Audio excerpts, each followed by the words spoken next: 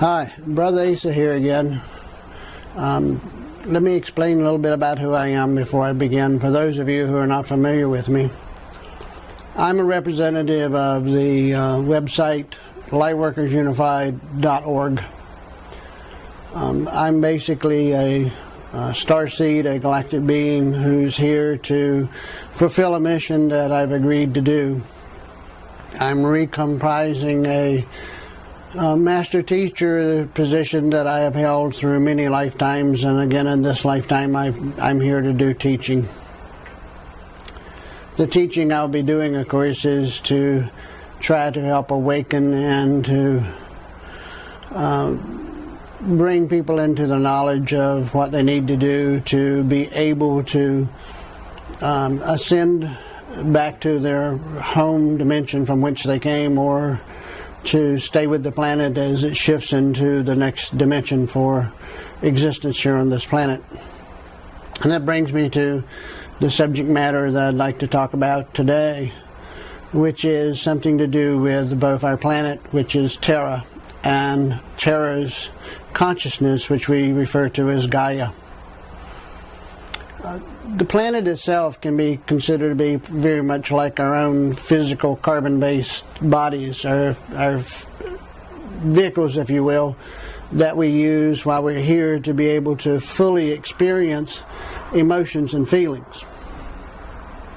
The planet itself, the physical planet, is the extension for Gaia, the consciousness which lends itself to the planet, that gives it its life, if you would, its ability to respond and be part of the all. So Gaia then is equivalent to what we call our I am that I am, our higher selves, but only on a planetary basis. Planets are formed, of course, by the prime creator, the infinite mind, the source of all that is, to be the vehicles by which planetary consciousnesses can exist within this universe. This particular universe, of course, is a Christ consciousness universe, and one of the later videos I'll try to get into and explain what I mean by Christ consciousness universe. But for now, let's just leave it at, we're going to talk about the planet, where it's at, where it's going, how it's going to get there, and some of the things we can expect along the way. All of us at one time or another, when we come into the planet, come in with a mission or a purpose that we hope to fulfill while we're here. There's no guarantees, of course, that we will be able to fulfill that mission or be able to accomplish our purpose while we're here. But it is a plan for us to be able to progress along a spiritual growth path towards a particular goal. And that goal, of course, is reunification with the Creator, to become one again with the Creator. So as we move into that, planetary consciousnesses evolve along a very similar path. Of course, the consciousness that inhabits planets are somewhat more advanced than the consciousness that would inhabit a carbon-based vehicle like the one that you see before you. On a planetary basis, it's evolving in service to the Creator in a different way. This particular combination that we have here today, the Terra, the planet, and Gaia, the consciousness, has not always been those two particular combinations. The planet, of course, has not more or less changed. It has evolved over time as the planet was formed and became a habitable body for a planetary consciousness. But it's not always been Gaia's consciousness that's been in the planet. But Gaia has been here quite a while and has been serving the Creator. Gaia has been, and I refer to her as she. Well, you know, the consciousness have really no gender as we know it from and based upon sex, male or female. It does have a gender in a universal form where the gender itself is either receptive or donative. In other words, it is a receiving, loving type energy, or it is a broadcasting, donative type energy, which are oftentimes associated with masculine on the donative side and feminine on the receptive side. Gaia, of course, would be considered to be receptive, a mothering type of consciousness. Gaia all along had agreed with Creator, or agreed to serve Creator, to host living beings upon the planet that it used as its casing or its vehicle, in this case Terra. We, as the Homo sapiens, are one of the lattermost beings that will inhabit this planet in the form it's in. For many thousands of years, Gaia has been in support of the entities upon its surface. We, the Homo sapiens, being of two-strand DNA and of the lower end of the vibrations and lower consciousness on the scale of consciousnesses, have not been the most appreciative of what we were given by Gaia, but via the use of Terra. We have taken the resources that we were granted for use of as being somewhat arrogantly useful for us, and without considering what it would do to Gaia and to Terra itself. Well, Gaia has now, after a period of time where Gaia was more or less, let's call it asleep, depressed, if you would, in a state of depression, where she's now coming out of that state of depression, and she will be opening up into a growth spurt to take Terra up to a next level of existence. Up until this level of existence, Gaia has created an environment on Terra which was supportive of third density Homo sapien type life, or human type life, as well as increasing up towards the fourth and fifth dimension, or fourth and fifth density consciousnesses that could exist on a planet. But it is time now for Gaia to move on to her next phase of planetary consciousness, and as she moves up in her planetary consciousness, that means that she will be dropping off the tail end of the consciousness levels that she could support in the form of humans. Now, animal-wise, it's going to be a little bit different. The second dimension, second density partners that we have on the planet will be handled differently. But as far as growth potential consciousnesses into the upper dimensions of fourth, fifth, sixth, and above, Gaia is going to transform the planet into a vibration that will no longer support the lower ends of the scales. What it will support is going to be more or less fourth dimension or fourth density upwards towards fifth, and into the upper, maybe the mid to upper fifth density levels. Within each density of existence for humanoid consciousnesses or humanoid vehicles, in which consciousnesses can utilize those vehicles. The fourth dimension is a cut above what we exist at today.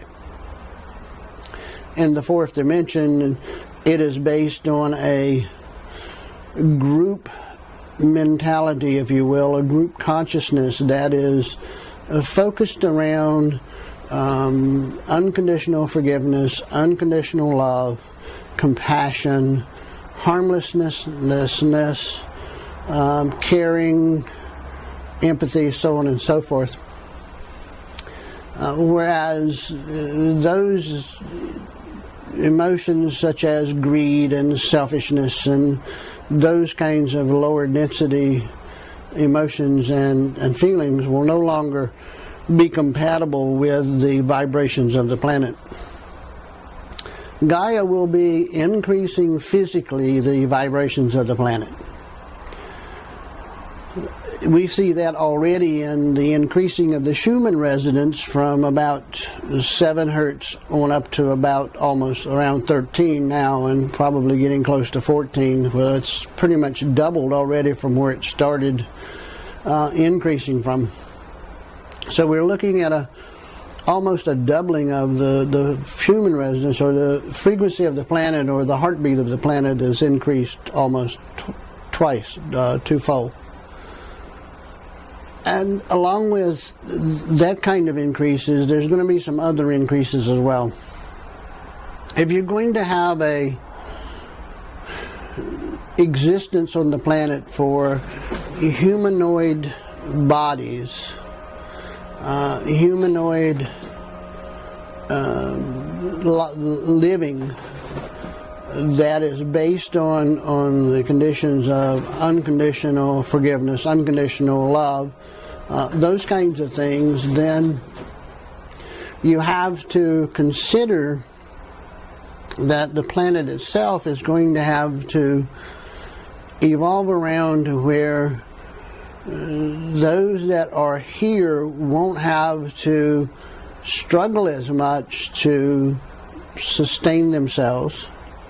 They won't have to struggle as much to maintain a lifestyle or a life existence.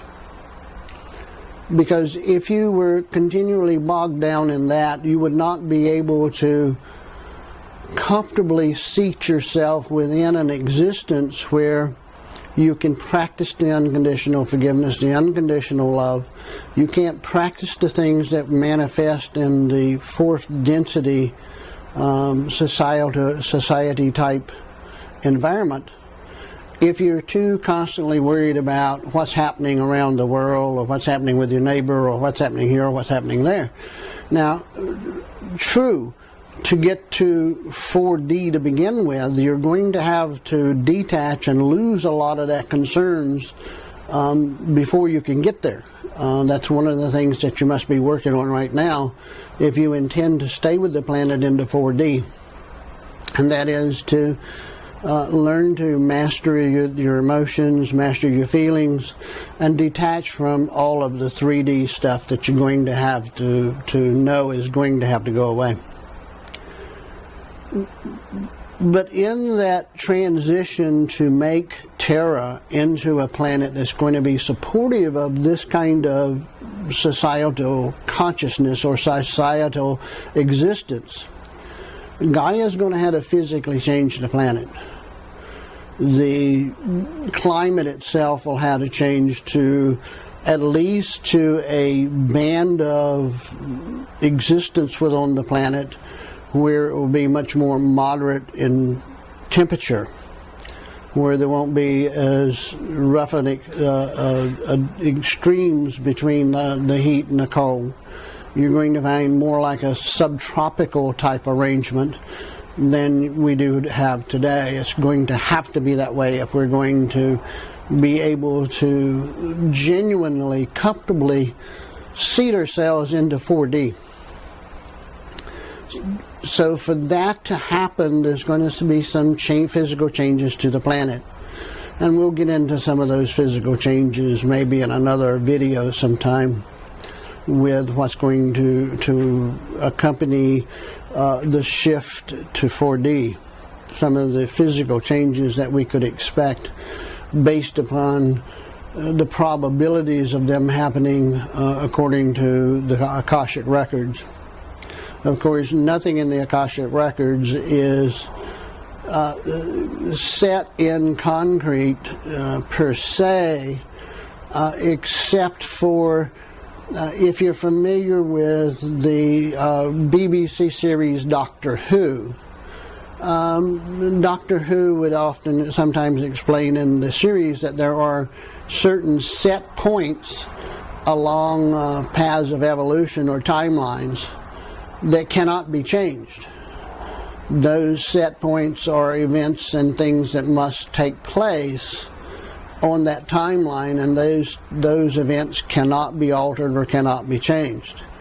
Outside of those particular set points, everything else on a timeline is mutable and changeable by the consciousness of the people who are invoking the timeline and creating the timeline with their consciousness, which is what we're doing at the moment. We're creating our own timeline as we go, with the exception of certain points along the timeline that we cannot change and will always have to happen the way they are. Now, getting back to Terra and Gaia, Gaia has been, as I said, asleep or depressed, if you would, for about the last 50,000 years or so. And it corresponds nicely to the time frame in which the climate on the planet has been relatively stable, in the fact that if you looked at the mutable changes in the climate, in that 50,000 years, it's been relatively unchanging. And then as of late, things seems to be heating up, pun intended. Things have been heating up and the climate's been changing, and that climate changing corresponds exactly to Gaia coming out of her, let's call it a funk, coming out of her funk, which was caused by the atrocious way in which Atlantis, the beings in Atlantis, or some of the beings in Atlantis, treated Terra, Gaia's body. They were very arrogant and felt that they could control, quote unquote, nature, and that they could do as they would like to the planet with no repercussions. Well, that wasn't true, as we saw or have seen in history. There were repercussions that the Atlanteans paid, and it brought about a great split within the Atlantean society between the sons of darkness, or the sons of Belial, and the sons of light, or the children of the law of one, depending on what names you are familiar with when we speak of each of the two factions, that major factions that existed within Atlantis. But because of the way she was treated, and because of the rough way and how it was handled, she was very depressed that she didn't get the respect that she deserved, and she didn't receive the love that she deserved. So she went into a funk, a depression, the same as we would. I mean, you've got to understand, Gaia is a consciousness just like we're a consciousness. We're in service to the Creator. And if we were involved in a group situation where we felt that to serve the Creator we needed to act in a certain manner, and all of those around us did not act in that manner, it would be very depressing to us and would have a tendency to drive us into a funk, if you would, a blue funk. And that's what happened to Gaia. Now that Gaia's coming out of it, she's coming out of it at the end of the age. We're at the end of a precession. We're at the end of a 26,000 year cycle, which is the third of three of these 26,000 year cycles, which ends a great phase of the precessions. We have three in a row, and that ends a 75,000 year cycle, which coincides with a bunch of other cycles going up to 26 million and so on and so forth further than that. But she's coming out of her sleep, if you will, and waking up, finding that it is now time to move on. In the length of the time she was kind of sitting back in her her sleep mode, if you would, her coma mode, just kind of strolling along through space as we moved along. She's finding that it's now time for her to move on and take the planet with her to the next level of existence. So we find ourselves at the end of an age. It's the period of time where we find it could be referred to as the harvest, among other things. But to get us through this age, she's going to have to make some physical changes to the planet. There's going to be some shifting going on and some shifts going about. The magnitude of those shifts and how those shifts affect us personally is going to be a matter of how our consciousness evolves. If we bog ourselves down into 3D fear, 3D selfishness, 3D concerns, we're going to find that the shifts are going to be more dramatic and more painful than if we could go lovingly into a peaceful existence where we forge peace across the planet. Oppositions such as going into a state of war, whether it's with Iran or North Korea or anybody that they can seemingly pull out of the woodwork to create a war over, whether it's among ourselves or with somebody else, is ridiculous. If we could stay away from that and basically forge a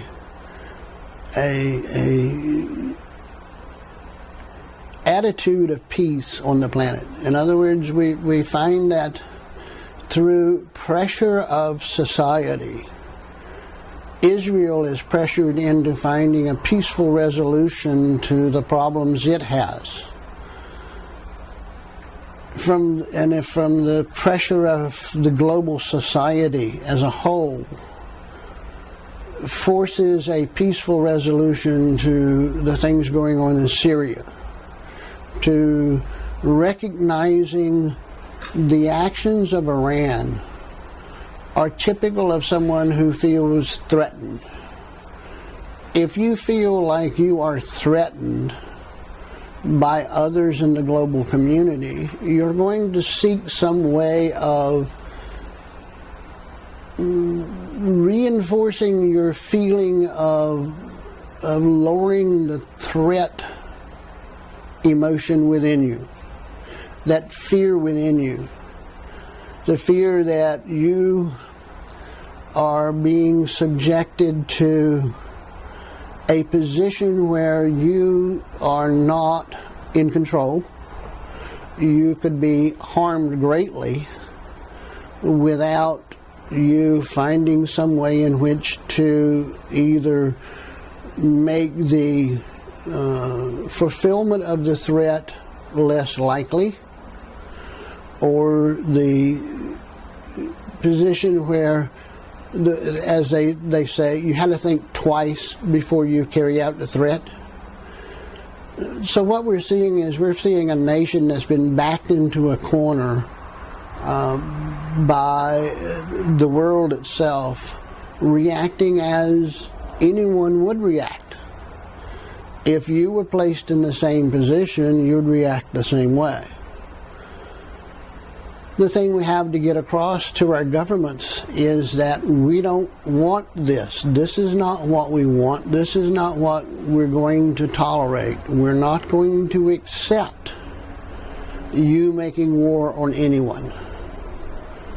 If you attempt to make war, then we will find a way to rapidly shut you down.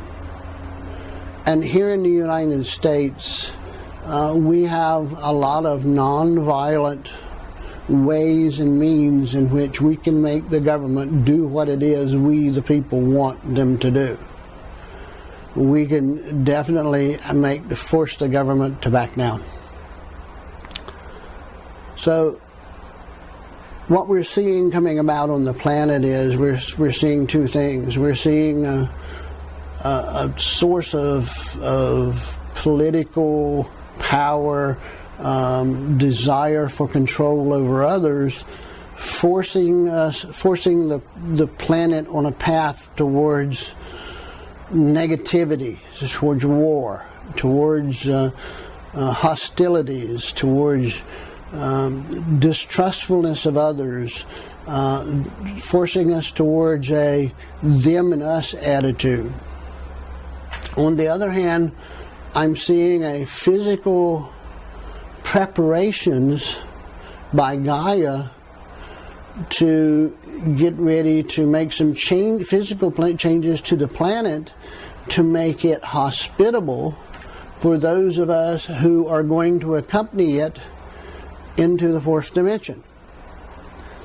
When we accompany it into the fourth dimension, we have to have a place where we can be able to carry forward in a loving, open manner, with a universal love, an unconditional love, an unconditional forgiveness. And those issues bring up things within me too that I am dealing with, even as an awakening starseed galactic being. I'm finding that phraseology on this planet sometimes raises an issue with me on whether it's how appropriate it is the way it's phrased.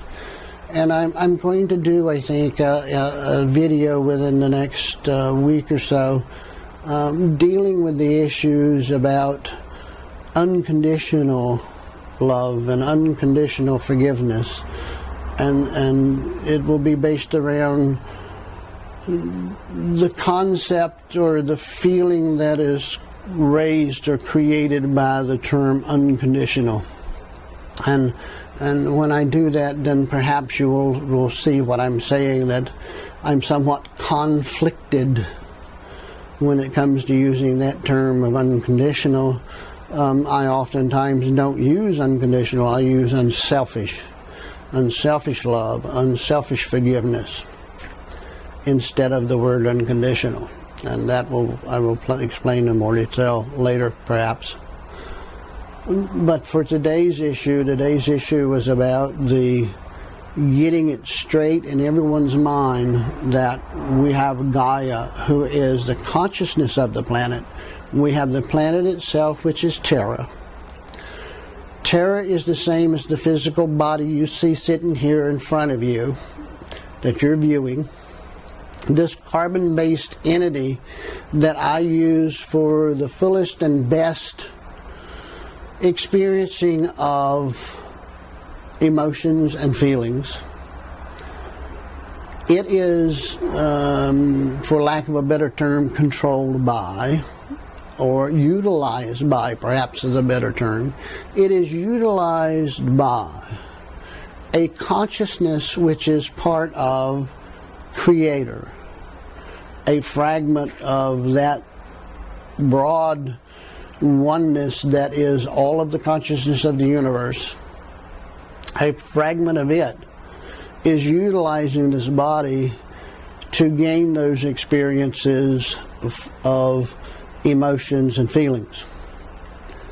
In the same regard, I have Gaia, who is using Terra to fulfill a similar purpose for the all, in that through the use of Terra, she begins to experience what it's like to work on behalf of Creator in hosting other consciousnesses, other beings that are part of Creator's universe, Creator's cosmos, Creator's all, part of the infinite mind. And within that realm, there should be a balance between Gaia's learning and our respect for Gaia and her body, just as we should be respecting every other being on the planet and their purpose and their particular vehicle they're using. It's not that we can't make use of the resources, but we must do so in the form of a sacred way, in the form of a way that shows respect for the great consciousness that's allowing us to be parasitic, a parasitic existence that exists on the skin of the body of Gaia. So we are parasites. Yeah, it's a symbiotic relationship, definitely, or could be a symbiotic relationship. At the moment it is somewhat a dysfunctional symbiotic relationship. If it was fully symbiotic and we were fully conscious of Gaia's consciousness and respected that and loved her for it and dealt with her, then it would be different. As it is now, we basically exist in a state of terrorism against our own planet. So the issue that I'm bringing up today is the fact that you must become knowledgeable. You must gain light. And light, for all intents and purposes, we could explain light in this form when it's used in the sense of a spiritual term. That light is knowledge. So when we speak of incoming knowledge into the planet, or incoming light, we're talking about an increasing in knowledge that's available to the planet. When we talk about the Creator, who is the light behind the light, we're talking about the intelligence, the knowledge, the wisdom that exists behind the physical light we can see with our physical eyes. So it is, in a sense, when we talk about light, we talk about knowledge. So when we increase our light, we increasing our knowledge of the universe. We're increasing our knowledge of who and what we are, and we're increasing our knowledge of how we fit within the all. By increasing that light, we react differently to everything. We react in a manner that is more fitting of us for what we are, which are great spiritual beings. If we acted as that which we are, great spiritual beings, then this would be a great planet. And it would be a smooth transition from 3D to 4D, and everyone on board the planet would make that transition. However, that is not the case. So the transition will be somewhat unsteady. It will be somewhat rough. It will be somewhat painful. The amount and level of that uneasiness, painfulness, roughness will be solely up to us and how we develop our consciousness. So what we can look for in the coming months is the changing of the planet, kind of like the changing of the seasons. And that changing of the seasons will be controlled by how conscious filled we are with light or knowledge. With that, I want to leave you, and I'll leave you with this blessing. May the Creator sit with you and share with you all of the light of the universe. And may you have peace, tranquility, serenity, love, and harmlessness. Good day.